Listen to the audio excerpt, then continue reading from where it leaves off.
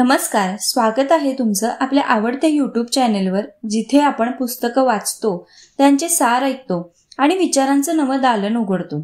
आज आपण वाचन करणार आहोत एक अत्यंत प्रेरणादायक आणि आध्यात्मिक पुस्तक, ऑटोबायोग्राफी ऑफ योगी, म्हणजेच योगी कथामृत.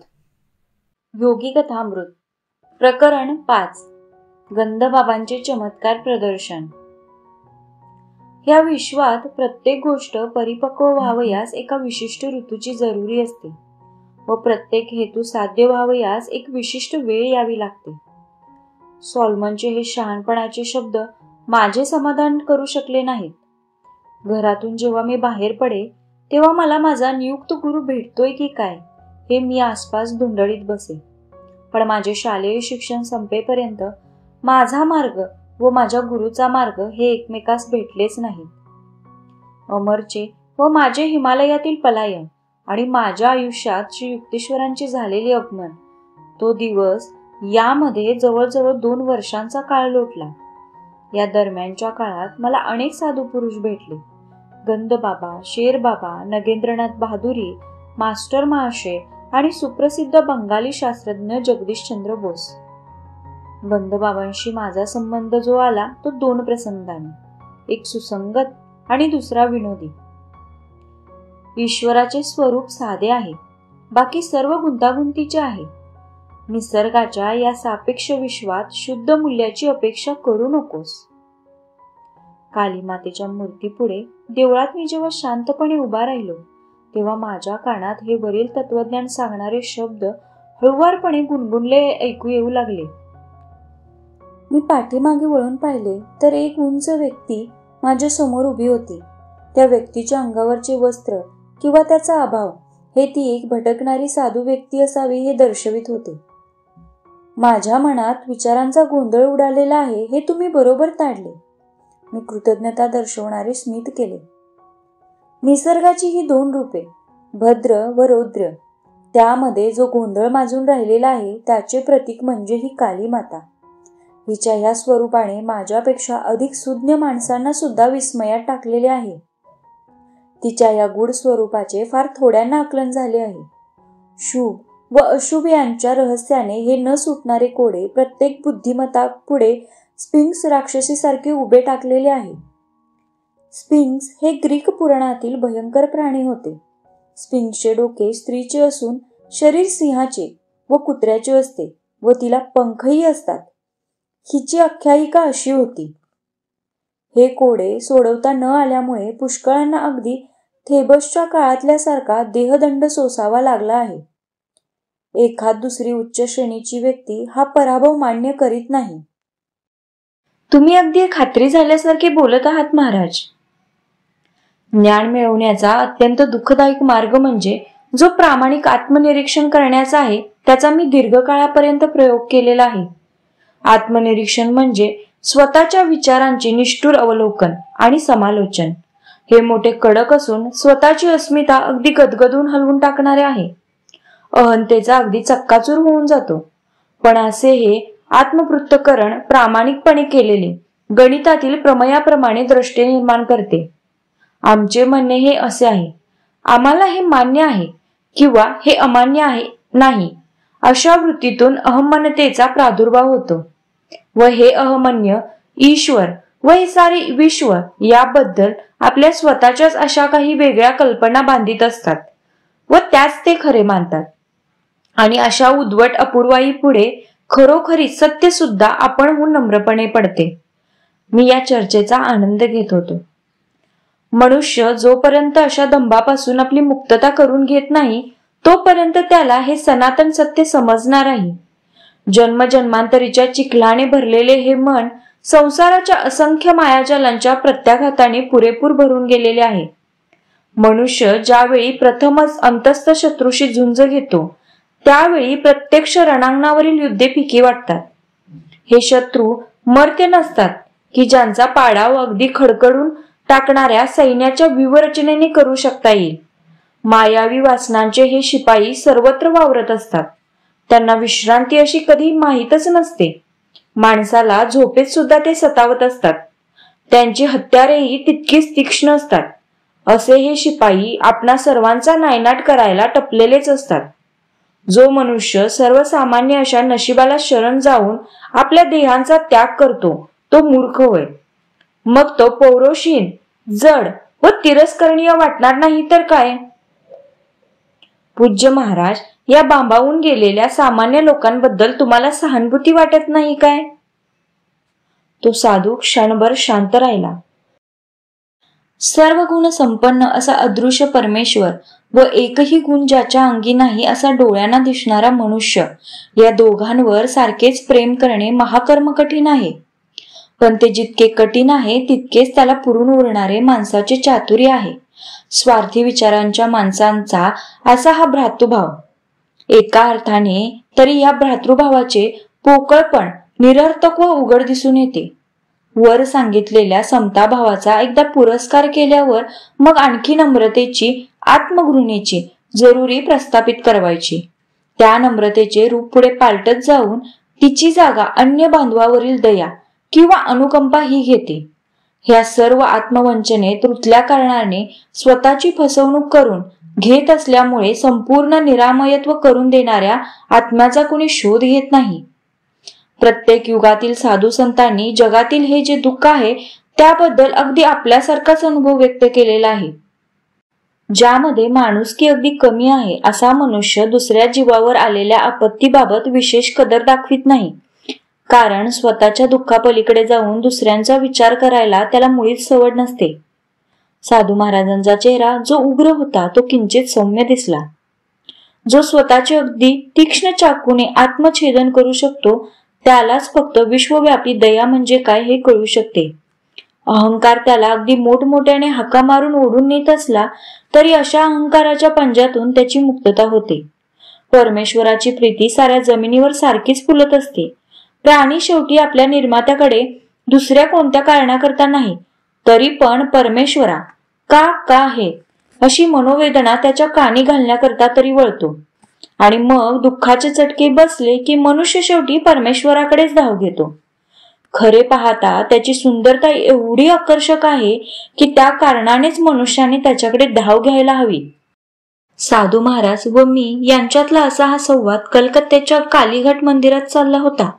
त्या मंदिराचे सुप्रसिद्ध सौंदर्य व भव्यता पाहण्याकरता मी तिथे गेलो होतो. एका वाक्यात झटदशी त्या मंदिराच्या भव्यतेबद्दल व सौंदर्याबद्दल आकस्मिकपणे भेट झालेल्या त्या सोबत्याने आपले वक्तव्य बोलून टाकले. चुना आणि विटा यातून संगीत तर काही निर्माण होत नाही ना. अंतकरण उघडते कुठे तर मानव प्राण्याचे जिवंत सूर ऐकून. आम्ही मोहक सूर्यप्रकाशात सावकाश चालत चालत दरवाजापर्यंत गेलो. तेथे भक्तांच्या थवेच्या थवे जात येत होते. साधू महाराजांनी माझ्याकडे अपादमस्तक अवलोकन केले. तू तर अगदी तरुण आहेस. भारत देश सुद्धा तरुण आहे. प्राचीन ऋषींनी आध्यात्मिक जीवन कसे जगावे याबद्दल काही साचे आखून ठेवलेले आहेत. ते कधीही नष्ट होणारे नाहीत.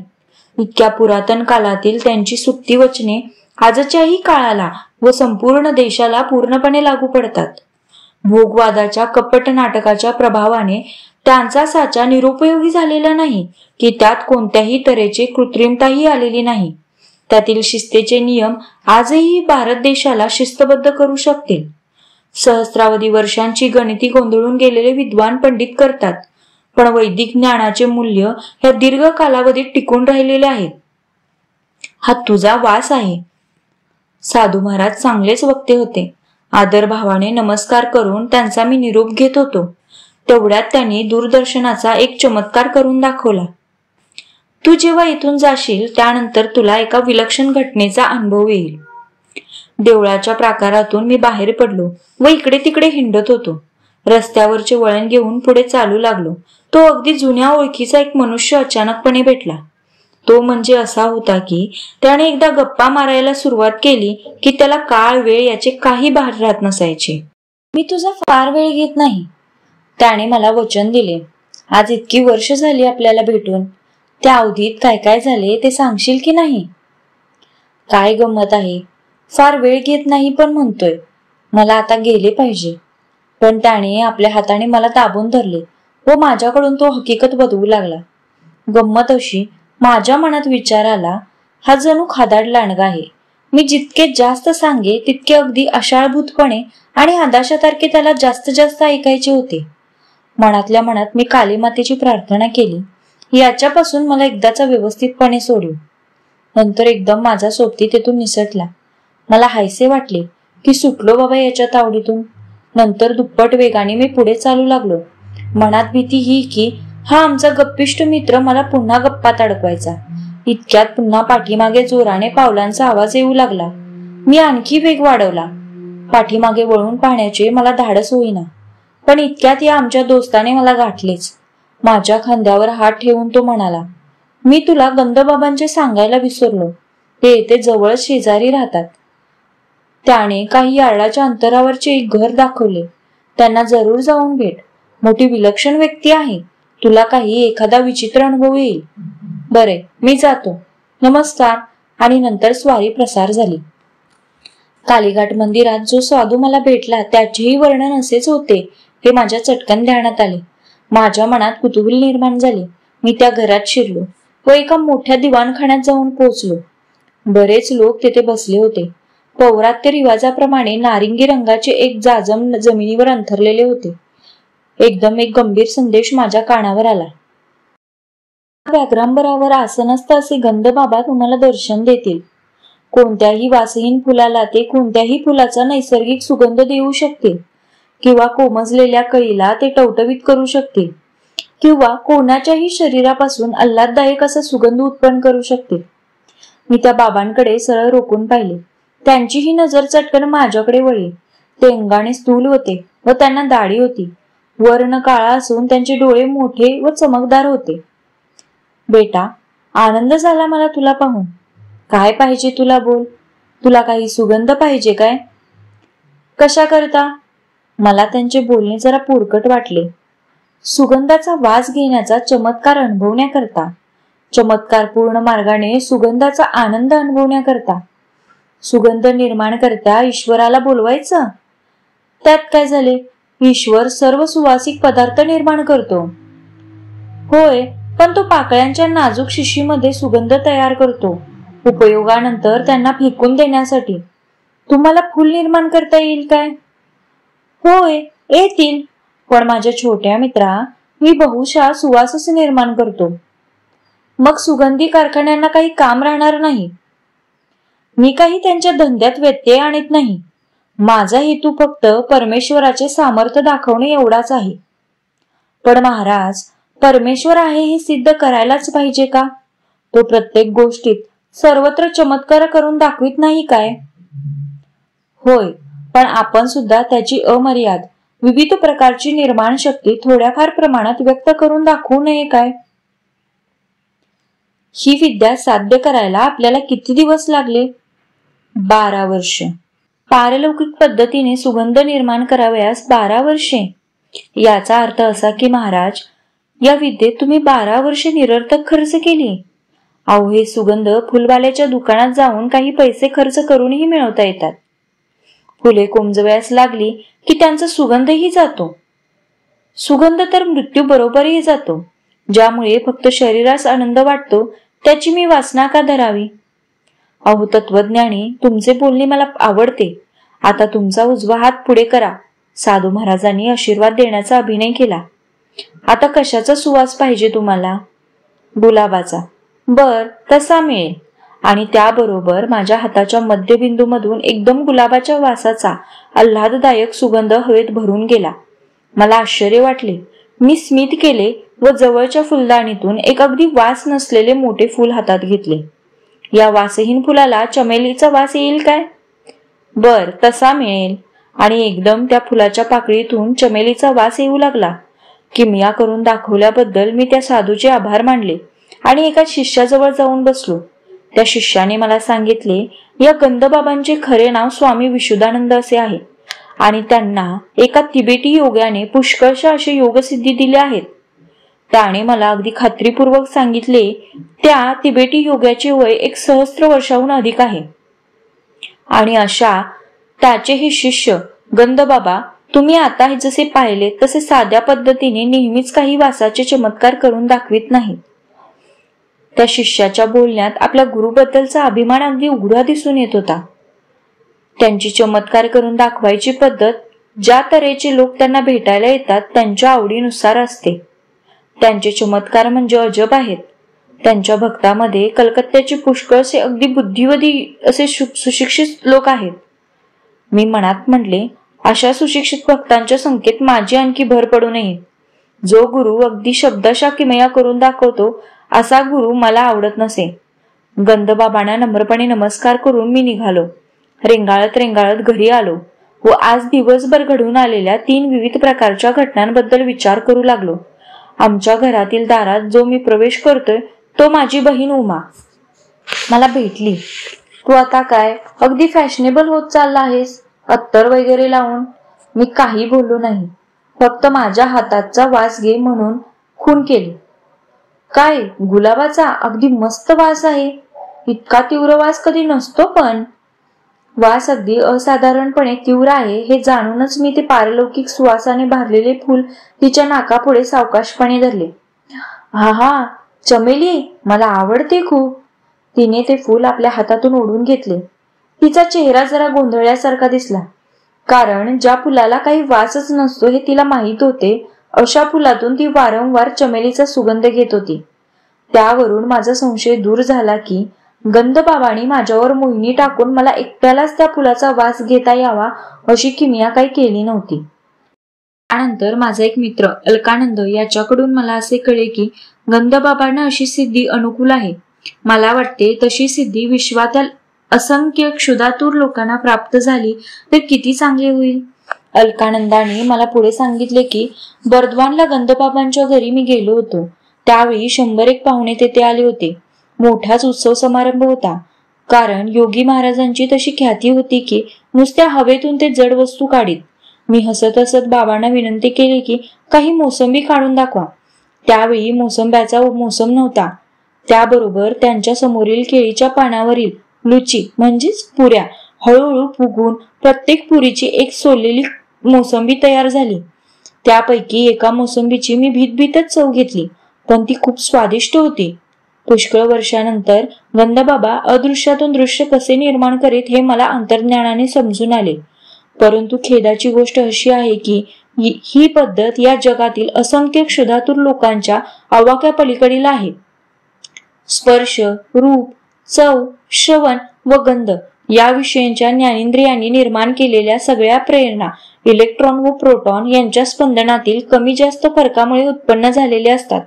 हे स्पंदन पुन्हा प्राणाकर्वी नियंत्रित केले जाते. लाईफट्रॉन म्हणजे सूक्ष्म जीवशक्ती किंवा अणुशक्तीहूनही सूक्ष्म अशी 5 विविक्षित संवेदनाशील कल्पना वस्तूकरवी बुद्धिपूर्वक प्रेरित झालेली अशी ऊर्जा. गंधबाबा काही योग साधनांच्या सामर्थ्याने या प्राणशक्तीशी एकसूर एकताल होऊन या लाईफट्रॉनच्या स्पंदनाच्या स्थितीत फरक घडवून आणीत व त्यांच्याकरवी आपल्याला पाहिजे ती वस्तू निर्माण करीत. त्यांनी जे सुवास निर्माण केले, मोसंबी काढून दाखवली किंवा इतर जे दुसरे चमत्कार करून दाखवले ते म्हणजे या ऐहिक लहरींचे जड वस्तूमध्ये झालेले रूपांतर किंवा परिवर्तन. त्या काही मोहिनी विद्येने निर्माण केलेल्या आंतरिक संवेदना नव्हत्या. डॉक्टर लोक मोहिनी विद्येचा उपयोग लहान लहान शस्त्रक्रिया करण्याच्या वेळी करतात. भूल आणणाऱ्या औषधाने रोग्याच्या जीविताला धोका होतो तेव्हा या विद्येचा उपयोग मानसिक क्लोरोफॉर्म सारखा होतो. पण ज्याच्यावर या मोहिनी विद्येचा वारंवार उपयोग केला जातो त्यांच्या जीविताला या प्रयोगाने धोका निर्माण होतो. या प्रयोगाने एक प्रकारचा निषेधात्मक असा काही मानसिक परिणाम घडून येतो की जेणेकरून काही काळाने मेंदूतील पेशींची नैसर्गिक क्रिया बिघडून जाते. मोहिनी विद्या म्हणजे दुसऱ्याच्या चैतन्याच्या क्षेत्रामध्ये अतिक्रमण करणे होय. हे प्रयोग असे जे काही क्षणिक दिखाव्या करता करतात त्याचा ज्यांना ईश्वरी साक्षात्कार झाला आहे अशा सिद्धांच्या चमत्काराशी काहीही संबंध नाही. परमेश्वराच्या ठिकाणी जागृत असल्याने हे खरे सिद्ध विश्वरूपी स्वप्न अनुभवणाऱ्या सृष्टीकर्त्याशी एकसर झालेल्या आपल्या इच्छाशक्तीने स्वप्नसृष्टीत बदल घडवून आणतात. गंधबाबांनी जे आश्चर्य निर्माण करणारे प्रयोग दाखवले ते डोळ्यांना विस्मयकारी वाटतात हे खरे, पण आध्यात्मिक दृष्ट्या त्यांचा काहीही उपयोग नाही. करमणुकीच्या पलीकडे त्यांचा काहीही उपयोग नाही. परमात्म्याच्या स्वस्वरूप शोधण्याच्या मार्गात ते साधकाला अडथळे आणतात. असामान्य सिद्धीचे हे अवडंबरपूर्वक प्रदर्शन सिद्ध पुरुषांनी ताज्य मानले आहे. पर्शियन गुडवादी अबू सय्यद हा एक समयी पाणी, हवा, आकाश यांच्यावर मिळवलेल्या सिद्धी सामर्थ्याचा गर्व बाळगणाऱ्या काही फकीरांकडे पाहून उपासाने हसला. अबू सय्यद तिरस्कारपणे म्हणत असे, बेडकाला सुद्धा नाही का वाटत की पाण्यात आपले घर आहे म्हणून? कावळा आणि गिधाड ही हवेत अगदी स्वच्छंदपणे विहार करतात. सैतान हा सुद्धा एकाच वेळी पूर्वेकडून पश्चिमेकडे वावरत असतो. सच्चा मनुष्य तो की जो आपला इतर बांधवामध्ये सचोटीने वागून राहतो. आपला जो काही धंदा आहे तो प्रामाणिकपणे करतो, पण ज्याला ईश्वराचा एक क्षणभरही विसर पडत नाही. दुसऱ्या प्रसंगी एका पर्शियन उपदेशकाने धार्मिक आचरणेविषयी आपले जे विचार व्यक्त केले ते असे, स्वार्थमूलक वासना व हव्यास यासारख्या गोष्टी ज्या तुमच्या डोक्यात भरून राहिल्या आहेत त्या बाजूस ठेवणे, तुमच्याजवळ जे काही आहे त्याचे उदार हस्ताने दान करणे आणि आपत्तीच्या प्रसंगात माघार न घेणे. पण कालीघाटावरील मंदिरात भेटणारा तो निपक्षपाती साधू बुवा किंवा तिबेटमध्ये सिद्धी शिकून आलेले गंध बाबा यापैकी कोणीही मला गुरुसारखे वाटले नाही. माझ्या हृदयात जे विचार येत होते ते बरोबर आहेत की नाही हे तपासून घेण्याकरता मला गुरुची अशी जरुरीच नव्हती, कारण हे जे विचार मला सुचत ते माझ्या हृदयातील आतल्या गूढ संवेदनानेच कधी कधी प्रेरित होत असत. शेवटी मला माझ्या गुरुचे दर्शन झाले तेव्हा त्या गुरुनेच मला आपल्या स्वतःच्या उदात्त उदाहरणाने सच्चा पुरुष कसा असतो हे दाखवून दिले. आजच्या भागात आपण एक अद्भुत प्रसंग वाचला आणि ऐकला.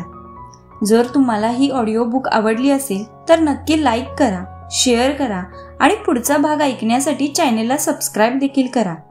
आपल्या प्रतिक्रिया आणि अभिप्राय आम्हाला कमेंट्समधून जरूर कळवा. पुन्हा भेटूया पुढच्या नवीन भागात. तोपर्यंत धन्यवाद.